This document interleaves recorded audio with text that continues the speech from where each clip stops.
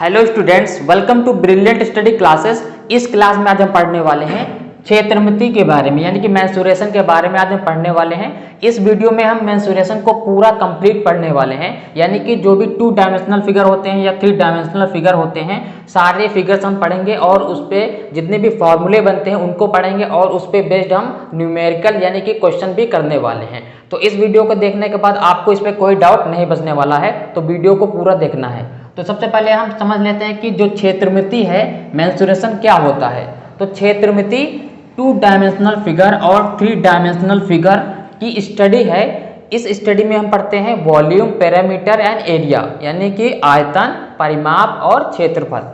तो सबसे पहले हम समझ लेते हैं कि द्विविमीय आकृतियां क्या होती हैं, 2 डायमेंशनल फिगर क्या होती हैं। जिन फिगर्स में 2 डायमेंशन होती हैं वो 2 डायमेंशनल होती हैं, और जिन फिगर्स में 3 डायमेंशन होती हैं वो 3 डायमेंशनल फिगर होते हैं। जैसे कि ये आपका क्या है, ये आपका रेक्टेंगल है, ओके, ये ट्राइंगल है, और ये आपका क्या है, ये आपका स्क्वायर है। तो इसमें 2 डायमेंशन होती हैं, लंबाई होती है और चौड़ाई होती है, यानी कि लेंथ होती है और ब्रेथ होती है। लेकिन जो 3 डायमेंशनल फिगर होते हैं उसमें लेंथ होती है, ब्रेथ होती है, साथ में हाइट भी होती है, यानी कि लंबाई होती है, चौड़ाई होती है और ऊंचाई भी होती है। जितनी भी चीजें आप देखते हैं वो सारी हमारी क्या होती हैं, लगभग 3 डायमेंशनल सारी होती हैं। जैसे कि आप ये मार्कर देख रहे हैं, तो ये मार्कर में क्या है, ये आपका क्या है, L है, और ये क्या है, B है, और ये क्या है, H है, यानी कि लेंथ, ब्रेथ और हाइट। तो इसमें तीनों है, तो ये 3 डायमेंशनल फिगर है। तो सबसे पहले हम 2 डायमेंशनल फिगर पढ़ते हैं। तो फर्स्ट 2 डायमेंशनल फिगर हमने लिया है आयत, यानी कि रेक्टेंगल। रेक्टेंगल हमने लिया है। रेक्टेंगल का जो फिगर होता है इस तरीके का होता है। ये आपका क्या होता है, L होता है, यानी कि लंबाई होती है, ये भी आपकी लंबाई है, और ये होता है चौड़ाई, यानी कि ये B। तो ये L है और ये B, यानी लेंथ और ब्रेथ। इसमें हाइट नहीं होती है क्योंकि ये 2 डायमेंशनल है। तो चलिए इस पे हम कुछ फॉर्मूले बनाते हैं। सबसे पहला फॉर्मूला है क्षेत्रफल, यानी कि एरिया। एरिया क्या होता है, लंबाई गुणे चौड़ाई होता है, यानी कि L इंटू B। क्या होता है, L इंटू B।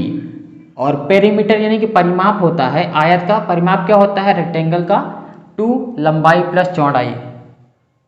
विकर्ण क्या होता है, डायगोनल क्या होता है, अगर यहाँ पर हम डायगोनल डाल दें तो डायगोनल क्या होता है, लंबाई का स्क्वायर प्लस चौड़ाई का स्क्वायर उसका रूट। तो ये विकर्ण होता है, डायगोनल होता है। तो चलिए एक क्वेश्चन लेते हैं, तब ये समझ में आएगा।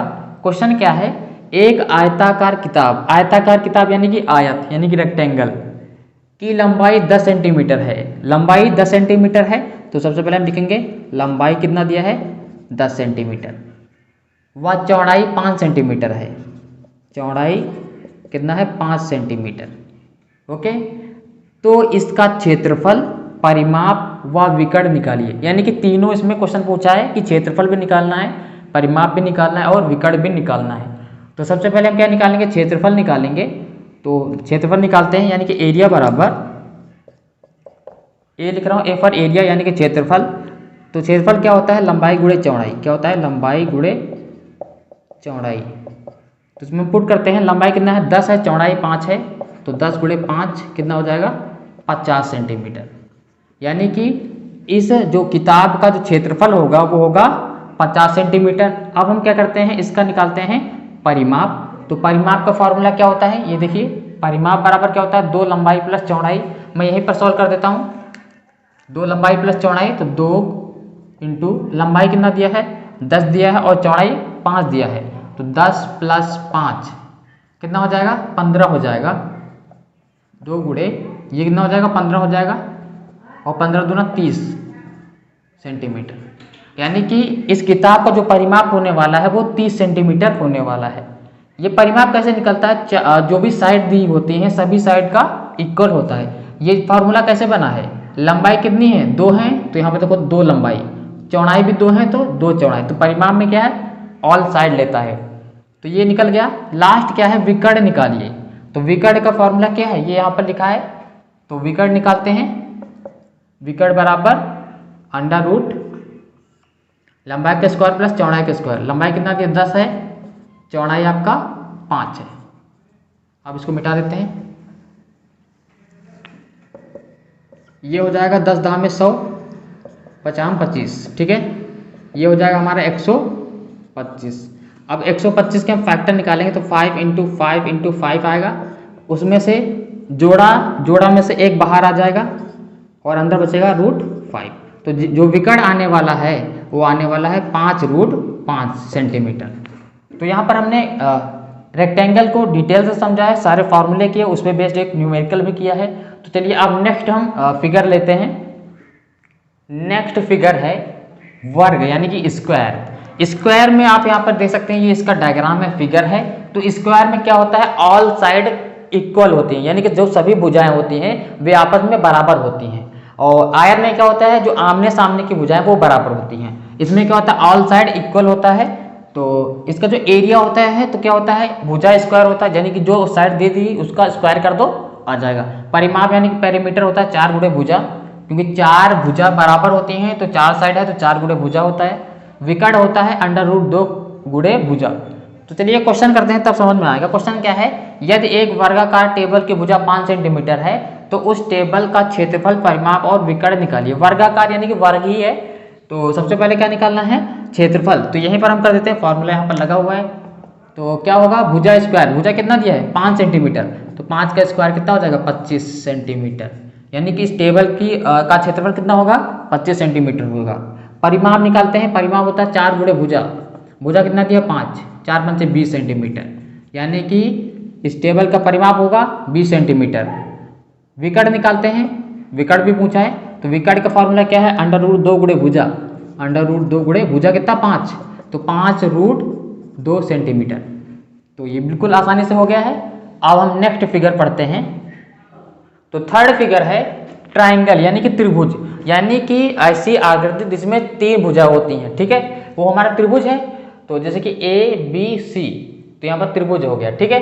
तो यहाँ पर ये जो त्रिभुज है तो इसका जो परिमाप होता है यानी कि पेरीमीटर होता है वो A + B + C, यानी जितनी भी साइड दिया गया है उनको सबको जोड़ देना है। जो अर्ध परिमाप होता है यानी कि सेमी पेरीमीटर होता है वो होता है A + B + C। ओके, अगर त्रिभुज इस तरीके से दिया है तो इसमें एक हीरोन्स फॉर्मूला होता है। हीरोन्स फॉर्मूला क्या करता है, वो हमारा क्षेत्रफल निकालता है, यानी कि एरिया निकालता है हमारा ट्राइंगल का। तो सबसे पहले क्या होता है, √S S - A S - B S - C। तो S क्या है, ये आपका अर्ध परिमाप है, यानी कि इसको यूज करने से पहले आपको अर्ध परिमाप निकालना पड़ेगा, ठीक है। यदि त्रिभुज समकोण हो यानी कि राइट एंगल ट्राइंगल हो, यानी कि त्रिभुज का एक कोण कम से कम 90 डिग्री हो, यहाँ पर देख सकते हैं जैसे कि ये, ठीक है। अभी इसमें क्या है, इसमें राइट एंगल ट्राइंगल तो है नहीं है, तो ये आपका राइट एंगल ट्राइंगल है, इसमें यानी कि समकोण है त्रिभुज, ठीक है। तो उसमें जो फॉर्मूला लगेगा क्षेत्रफल का, क्या लगेगा, 1/2 आधार गुणे ऊंचाई, ठीक है, आधार और ये ऊंचाई। तो क्या हो जाएगा 1/2, आधार क्या है A और ऊंचाई क्या है B। ओके, यदि त्रिभुज समबाहु हो यानी कि इक्विलेटरल हो तब एरिया क्या होगा, √3/4 गुणे भुजा स्क्वायर। तो यहाँ पर हमने त्रिभुज के सारे जो फॉर्मूले हैं उसको समझ लिया है। तो आपको ध्यान रखना है, ये वाला फॉर्मूला यूज कर सकते हो, लेकिन ये वाला जो फॉर्मूला है जब यूज करोगे ये वाला जब राइट एंगल ट्राइंगल होगा, और जब समबाहु होगा तब आप यूज करोगे कौन सा, ये वाला फॉर्मूला। समबाहु यानी कि सारी भुजाएं बराबर, ठीक है। जैसे कि मान लेते कोई ले लेता हूं मैं, ये रहा, ये जो ट्राइंगल है इसमें ये सब साइड क्या है आपस में इक्वल है मान लेते हैं, तब ये क्या होगा, ये आपका होगा समबाहु। समझ। तो इस तरीके से हमने ट्राइंगल को डिटेल से समझा है और इसके सारे फॉर्मूले इसमें हम पढ़े हैं। अब हम नेक्स्ट जो है फिगर देखते हैं, वृत्त यानी कि सर्कल। तो ये आप देख रहे हैं ये क्या है, सर्कल है। तो यहाँ पर ये जो इतना दिया है यानी कि सेंटर से ये साइड तक ये आपका रेडियस होता है, यानी कि त्रिज्या होती है। अगर ये कंप्लीट हो जाएगा, मान लेते ये कंप्लीट पूरा हो जाए तो हो जाएगा D, यानी कि डायामीटर यानी कि व्यास। समझ में आया। तो यहाँ पर आप देख सकते हैं जब 2 त्रिज्या होंगी तब एक व्यास होगा, यानी कि जब 2 त्रिज्या को R से लिखते हैं, जब 2 त्रिज्या होंगी तब एक क्या होगा, व्यास होगा, यानी कि व्यास में 2 त्रिज्या होंगी तभी एक व्यास होगा। और ये भी कह सकते हैं त्रिज्या क्या होती है, व्यास की आधी होती है। व्यास यहाँ तक है तो इसके आधे क्या है, त्रिज्या है, ठीक है। तो चलिए अब हम क्या करते हैं, इस पे बेस्ड कुछ हम फॉर्मूले देखते हैं। यानी कि जो वृत्त का क्षेत्रफल होगा, एरिया होगा, वो होगा πr²। r क्या है, आपकी त्रिज्या है, ठीक है। पाई की वैल्यू आप जानते हैं 22/7 होती है, और रेडियस यानी कि त्रिज्या कैसे निकलती है, जैसे कि मैंने अभी बताया, त्रिज्या क्या होती है, व्यास की आधी होती है। यहाँ पर आप देख सकते हैं आधी है, व्यास पूरा है, तो d को 2 से भाग कर देंगे तो आधा व्यास हो जाएगा। और परिधि क्या होती है, सर्कमफ्रेंसेस 2 पाई r। ठीक है, तो इस पे बेस्ड हम क्वेश्चन लेते हैं तब ये समझ में आएगा। क्वेश्चन क्या है, यदि एक वृत्त की त्रिज्या 5 सेंटीमीटर है, यानी कि r दिया है कितना, 5 सेंटीमीटर, तो यहाँ पर जो वृत्त का फार्मूला होता है पाई r स्क्वायर होता है, तो एरिया बराबर क्या होता है, पाई r स्क्वायर। तो यहाँ पर पाई की वैल्यू क्या है, 22/7 होती है, और r क्या है, 5 है, तो 5 का स्क्वायर 25 होता है। ठीक है, r का स्क्वायर, r क्या है, 5 है, तो 5 का स्क्वायर यानी 5 का स्क्वायर 5 × 5 = 25 होता है। अब क्या करेंगे, इनका हम मल्टीप्लाई करेंगे, 22 का 25 से मल्टीप्लाई करेंगे तो आएगा 550, बटे में क्या रहेगा, 7 रहेगा। अब यहाँ पर भाग कर दीजिए, 7 इधर, इधर रहेगा आपका 550, तो 7 × 7 = 49, कितना बचेगा, 6, ये जीरो उतार लेते हैं, 7 × 8 = 56, बचेगा 4, पॉइंट लगाएंगे, जीरो बढ़ाएंगे, 7 × 5 = 35, बचेगा 5, पॉइंट लगा, जीरो बढ़ा देंगे, 7 × 7 = 49, क्या बचेगा, ये आने वाला है जो एरिया आएगा, वो एरिया आएगा आपका 78.57 सेंटीमीटर, यानी कि इस वृत्त का जो क्षेत्रफल होगा 78.57 सेंटीमीटर होने वाला है। अब और क्या निकालना है, व्यास निकालना है। व्यास क्या होता है, त्रिज्या का दोगुना होता है। व्यास क्या होता है, त्रिज्या का दोगुना होता है। तो त्रिज्या आधी होती है, व्यास दोगुना होता है। तो त्रिज्या 5 है, तो इसका दोगुना क्या होगा, व्यास 10 सेंटीमीटर। आप यहाँ पर देख सकते हैं व्यास क्या होता है, d, वो क्या होता है, 2r। ओके, तो d बराबर 2 × r की वैल्यू क्या है, 5, 5 दूनी 10 सेंटीमीटर। ऐसे याद रखिए, व्यास जो होता है त्रिज्या का दोगुना होता है, त्रिज्या व्यास की आधी होती है। ठीक है, और क्या निकालना है, परिधि निकालना है, तो यहीं पर निकाल देते हैं। परिधि क्या होता है, 2 पाई r, 2 × पाई की वैल्यू 22/7, r क्या है, 5 है। ठीक है, तो मल्टीप्लाई करते हैं, 5 दूनी 10, 10 का 22 से मल्टीप्लाई तो हो जाएगा 220/7। ठीक है, अब सिंपल कीजिए इसको, 7 यहाँ पर लिखते हैं, 220 यहाँ पर लिखते हैं, 7 दूनी 14, 7 × 21, 3 बार जाएगा, बचेगा 1, 7 × 1 = 7, बचेगा 3, पॉइंट लगाएंगे, जीरो बढ़ाएंगे, 7 × 4 = 28। ठीक है, तो क्या आने वाला है, यहाँ पर आने वाला है, परिधि आएगी 31.4 सेंटीमीटर। ठीक है, तो यहाँ पर हमने क्या, क्षेत्रफल, रेडियस और परिधि, व्यास सबको यहाँ पर डिटेल से पढ़ा है वृत्त के बारे में। तो चलिए अब हम पढ़ते हैं नेक्स्ट फिगर है हमारा चतुर्भुज, यानी कि क्वाड्रिलेटरल। ये भी हमारा क्या है, 2 डायमेंशनल फिगर है। तो यहाँ पर जो भुजाएं होती हैं 4 होती हैं, इसीलिए इसे चतुर्भुज बोलते हैं। तो इसके बहुत सारे पार्ट हैं, जैसे कि समांतर, समचतुर्भुज, समलंब है, विषमबाहु, समांतर, तो ये सब क्या है, डिफरेंट चतुर्भुज के ही प्रकार हैं। तो इनको हम पढ़ेंगे, इनकी आकृतियों को समझेंगे, इस पे बेस्ड हमारे जो फॉर्मूले बनते हैं उनको हम समझने वाले हैं। सबसे पहला है समांतर चतुर्भुज, यानी कि पैरेललोग्राम। ठीक है, यहाँ पर आपको दिख रहा होगा, यहाँ पर क्या होता है, साइड इक्वल होता है, यानी कि आमने सामने की साइड क्या होता है, इक्वल होता है, और ये हमारे विकर्ण होते हैं। ठीक है, इसके जो हमारा फार्मूला होता है, एरिया का आधार गुणे ऊंचाई होता है। ठीक है, नेक्स्ट है समचतुर्भुज, यानी कि रोम्बस। इसमें क्या होता है, ये बिल्कुल स्क्वायर के जैसा होता है। ठीक है, तो इसमें चारों साइड इक्वल होती हैं, ये आपके विकर्ण होते हैं। तो इसका जो एरिया होता है वो होता है 1/2 विकर्णों का गुणनफल, यानी कि जो ये विकर्ण दिए हैं इनका गुणनफल। ठीक है, नेक्स्ट है समलंब चतुर्भुज, यानी कि ट्रेपेजियम। ट्रेपेजियम क्या होता है, ये आपको आकृति दिख रही होगी। ठीक है, ये ट्रेपेजियम की आकृति है। इसका जो फॉर्मूला होता है 1/2 गुणे समांतर भुजाओं का योग गुणे उनके बीच की दूरी। लास्ट है विषमबाहु चतुर्भुज, यानी कि ट्रेपेजॉइड। ये आपको दिख रहा होगा आकृति ABCD, ये आपका विकर्ण है।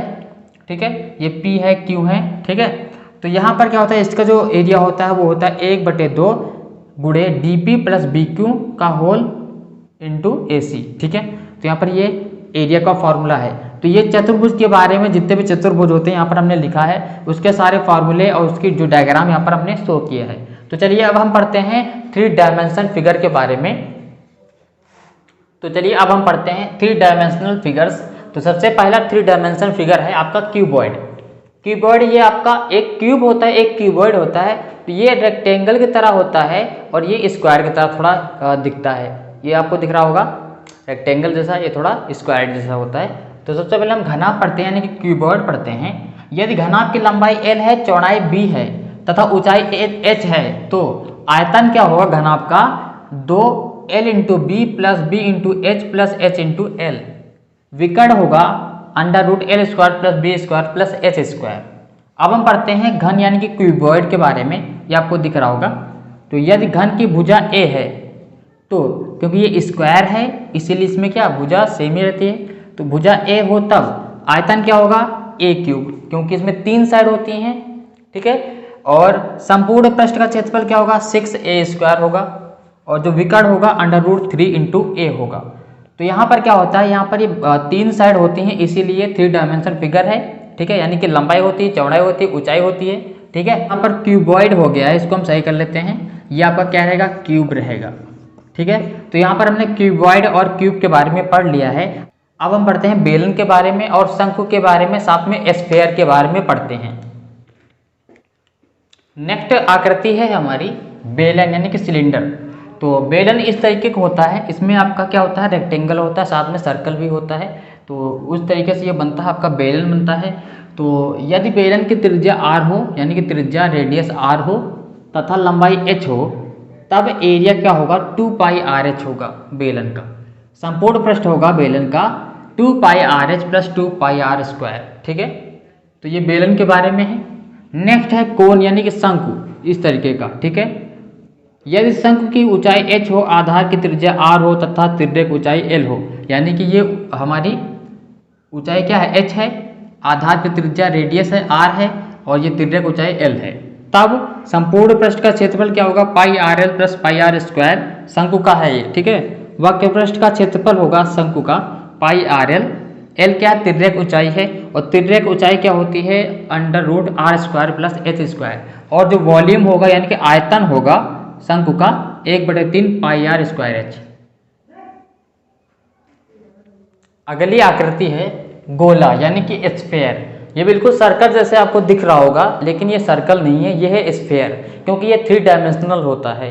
हमारा सर्कल क्या होता है, सर्कल 2 डायमेंशनल होता है, लेकिन स्फीयर 3 डायमेंशनल होता है, ठीक है। इसको आप ध्यान रखिएगा, क्योंकि वो 2 डायमेंशनल है इसलिए वो सर्कल है, यहाँ पर ये स्फीयर है यानी कि 3 डायमेंशनल फिगर है, ठीक है। तो यदि गोले की त्रिज्या, इसे गोला भी बोलते हैं, यदि गोले की त्रिज्या r हो तो इसका जो आयतन होगा 4/3 πr क्यूब है, ये आपकी त्रिज्या है, ठीक है। वक्र पृष्ठ का क्षेत्रफल होगा 4 πr स्क्वायर, ठीक है। तो ये गोला के बारे में। अब हम पढ़ते हैं अर्धगोला के बारे में, यानी कि सेमी सर्कल के बारे में, ठीक है। तो सेमी सर्कल आपको देख सकते हैं ये है। तो यहाँ से यहाँ तक ये क्या होता है रेडियस होता है, यानी कि इसका जो वॉल्यूम होगा वो 2/3 πr क्यूब होगा। वक्र पृष्ठ का क्षेत्रफल होगा 2 πr स्क्वायर, और कुल वक्र पृष्ठ का क्षेत्रफल होगा 2 πr square plus πr square equal 3 πr square, यानी कि कुल वक्र पृष्ठ का क्षेत्रफल होता है 3 πr स्क्वायर। तो इस वीडियो में हमने 2 डायमेंशनल फिगर और 3 डायमेंशनल फिगर के जितनी भी हमारे आकृतियां होती हैं, फिगर्स होते हैं, उनको डिटेल से पढ़ा है। उस पर बेस्ड जितने भी फॉर्मूले बनते हैं उनको हमने पढ़ा है। अगर आपको वीडियो अच्छा लगा हो तो वीडियो को लाइक कीजिएगा, चैनल को सब्सक्राइब कीजिएगा, ताकि और भी आपको वीडियो मिल सके। मिलते हैं नेक्स्ट वीडियो में। Thanks for watching.